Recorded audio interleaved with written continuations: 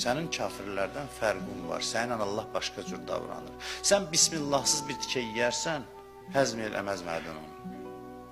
Sən deyə bilərsən ki, əşi, o qədər Allahı tanımayan var, bismillahsız basıb 100 ildə yaşayır, canda salamatdır. Cavab budur ki, Allahı tanıyanla Allahı tanımayanın hesabı Allah yanında başqadır. Davranış prinsipləri başqadır. Allah kafiri qalib eləyir. Görsən kafir qələbə çalır. Necə qələbə çalır?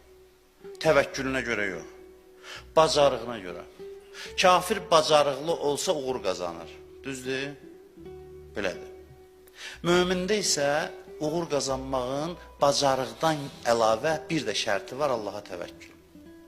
Mömin bacarıqlı olsa, təvəkkülü zəif olsa uğur qazanmır.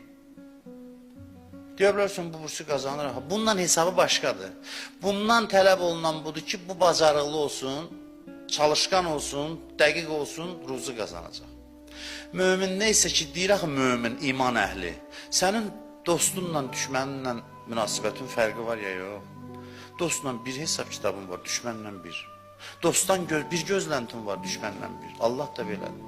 Allah dostlarından başqa gözləntidədir. Möminə deyirsən, bacarığın kifayət eləmirsən, həm də mənə təvəkkül eləməlisən. Bu biraz çətin olur, amma nəticəsi daha bərəkətli olur.